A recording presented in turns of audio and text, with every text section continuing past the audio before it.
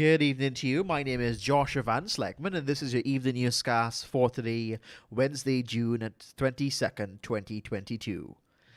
Given that the government of Guyana has already missed a glorious opportunity to rake in more value for Guyanese from its rich oil resource by failing to use the Liza 1 permit renewal to secure better terms from the oil operator, ExxonMobil, leader of the opposition, Aubrey Norton, is of the firm view that any future permit approval must bring additional benefits to Guyana.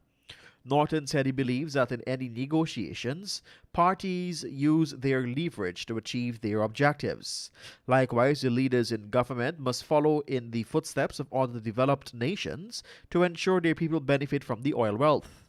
On May 31, the state-operated EPA renewed ExxonMobil's permit to operate in the Liza 1 oil field in the Stabroek block without the interesting clauses that could benefit the people. Instead, the EPA added a mere $5 for flaring of gas and settled for quote-unquote assurance instead of insurance. Meanwhile, the U.S. oil company is currently seeking approval for its fifth project, the UR Plus. The EPA has since ordered that an environmental impact assessment be carried out to determine the risk involved with the operations. Meanwhile, amid growing concerns as to whether ExxonMobil is recovering the 2% royalty it pays to Guyana for its oil, Kaieteur News publisher Glenn Lal has called on the country's leaders to speak definitely on exactly what is the situation. He has also queried whether the controversial $18 million signing bonus Exxon paid to Guyana in 2018 was recovered by the oil major. We had examined the production sharing agreement Guyana signed with Exxon pertaining to recoverable and non-recoverable items. In the latter category, there is no explicit listing of royalty being an unrecoverable item. It is crucial to note that the oil companies such as ExxonMobil have paid $3 billion over the past 15 years to resolve a range of charges, including that they regularly cheated the U.S. government and Native American communities out of royalties on oil and gas leases, raising concerns they use similar techniques to rob citizens in poor countries of resource wealth.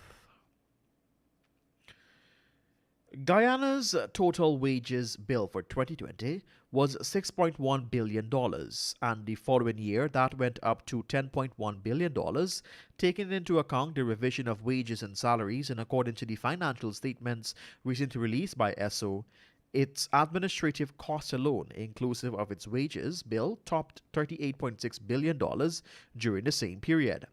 As such, it would mean that the company's administrative costs alone for 2 years are more than double the entire wages and salaries bill for the entire country over the period in review. Illustrated in a document recently released, it was noted in ESSO's Statement of Profit and Loss and Other Comprehensive Income that at the period ending December 2021, it had paid that year some $17.8 billion in administrative costs. According to the records, the previous year it had spent some $20.8 billion, accounting for some $38.6 billion in spending on administrative costs for ESSO over the 2-year period. In contrast, Guyana would have spent some $16.2 billion for the country's entire wages and salaries bill over that should be over that 2-year period.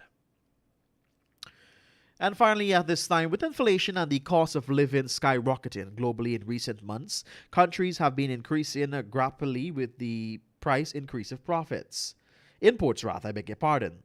With Guyana expected to maintain a buffer reserve enough to cover 3 months of import, the most recent Bank of Guyana statement on the country's assets and liabilities instead lists the country's general reserves as a minus $6.7 billion. The amount for the contingency reserve accounts for some $2.4 billion. The information has since been published in the official gazette, which documents the country's total capital and liability at in excess of $487 billion. And with that, we've come to the end of your evening newscast. My name is Joshua Van Sleckman. Thank you for joining us. Coming up at 19 hours 20, it is a Wednesday edition of the Glenn Hall Show.